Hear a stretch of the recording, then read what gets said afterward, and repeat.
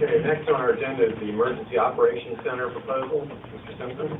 I think the board members are familiar with this issue. It dates back to 2003 when the town was originally offered the opportunity to participate in the development of a new EOC at the government center.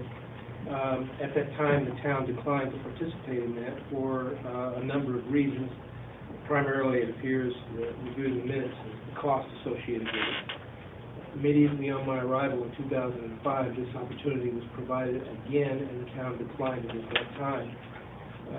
The county is now coming forward and proposing to provide for the town a 220 square foot room. This is the original room that they were going to provide for the room to the town in 2005, and this would be dedicated to our exclusive use as an EOC to conduct town government and town operations during a situation in response to an emergency or a hurricane. They provided us three options to procure the room. One is for a lump sum payment of $70,000. The other one is for a lump sum payment of $70,000 financed through the county and an interest rate and length of financing to be determined. And the other one is through a lease arrangement. It's staff's recommendation that the town seize this opportunity and procure the EOC for $70,000 lump sum payment. If you do this through the supplemental budget amendment for this year, that will leave an unrestricted fund balance of approximately 40.7%.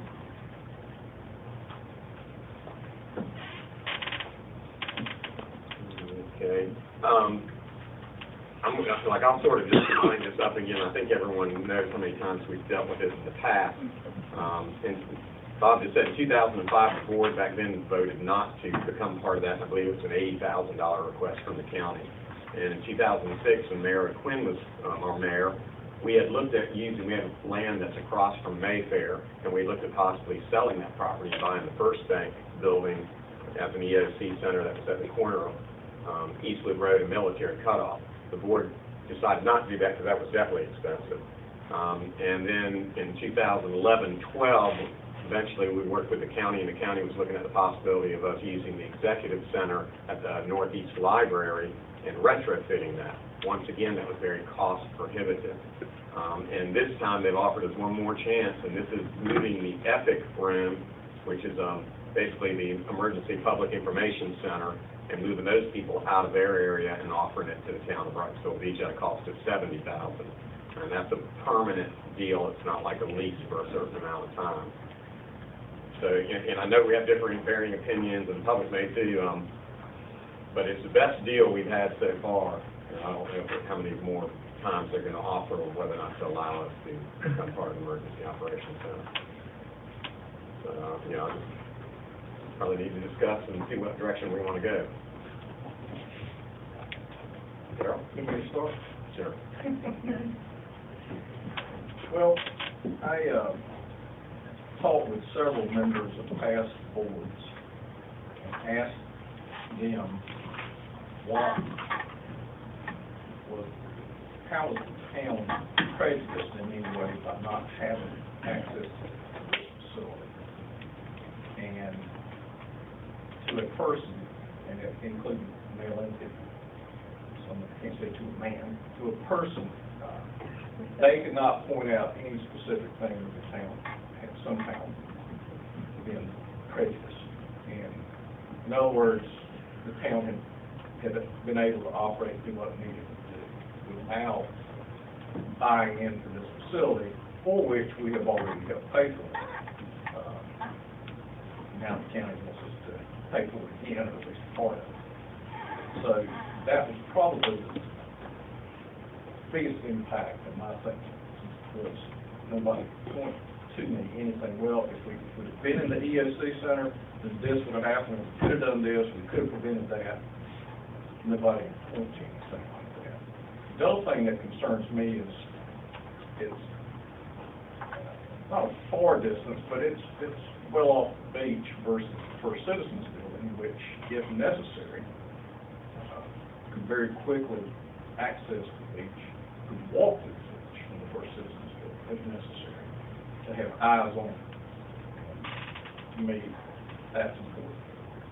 And keep in mind though, like if this is a big storm, then you basically don't have a gut. To me, that's the biggest benefit of the ESC. I understand. But if the bomb comes through here, I'm not sure that's when everybody's biggest concern. What's that? Well, after talking to people and some past board members, it never has been approved. And so I don't really see anything different except $10,000, but it's still $70,000. So I'm having a hard time justifying spending that much money for a storm that may or may not happen. Okay. Susan?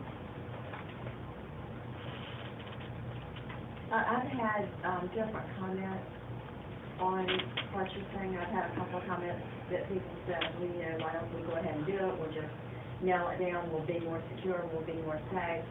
We'll lose less lives. And then I also talked with past board members because I wanted to find out why they had turned it down so many times. And they talked about the cost and didn't feel like that there had been any communication problems. But really, realistically, I just have to say that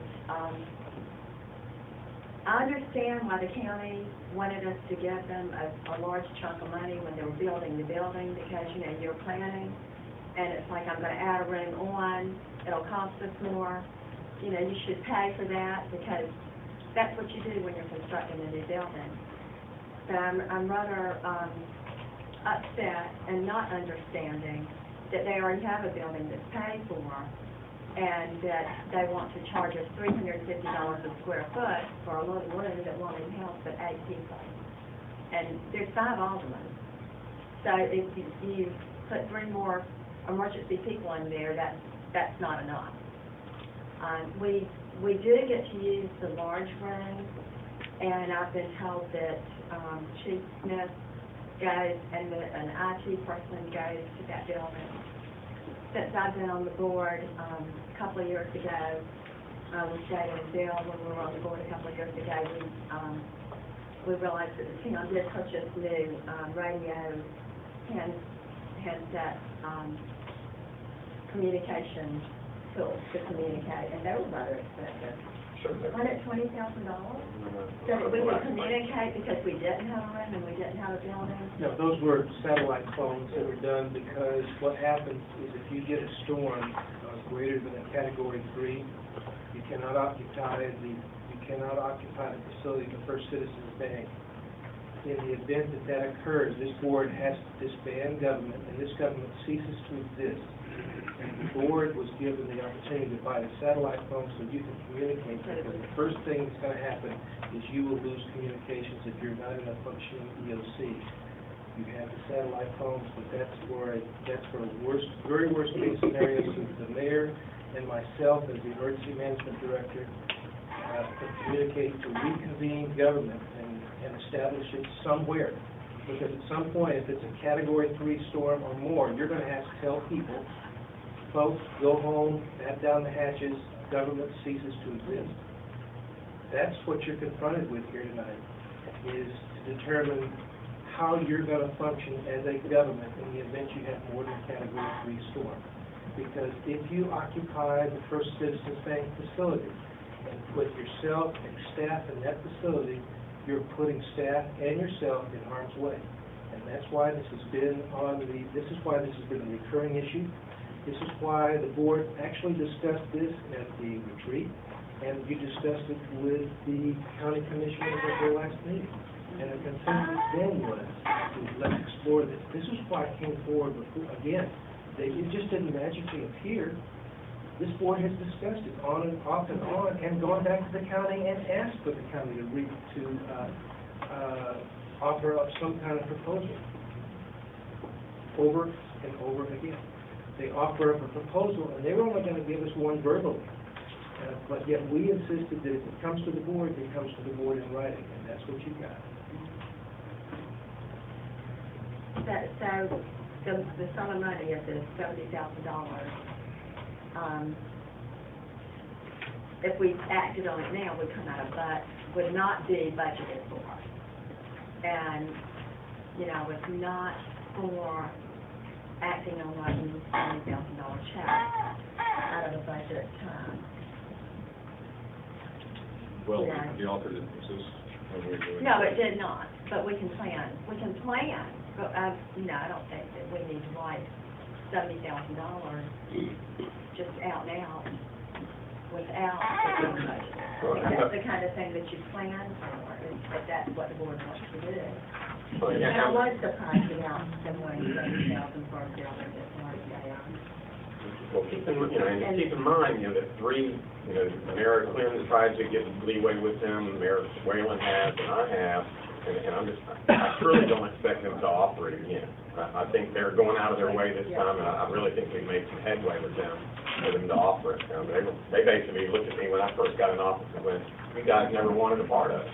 We don't know what, you never know what people are going to do. You guys know, I struggle with it because I do. I feel like we're one of the, we have some of the most expensive real estate in the state, and I don't know if a big storm like a category, even a high 3 would hit us. If it does, and we disband government, I know that citizens are going to be going, that was your plan, was to leave the beach. And I look at $70,000 compared to $2.8 billion worth of real estate, it's a small investment. If Sept doesn't give us back on the beach and make sure that we're doing the best we can to secure people's property and get us back on our feet. But I really ask you guys to consider it, because I just don't think it's coming back at us again if we turn them down.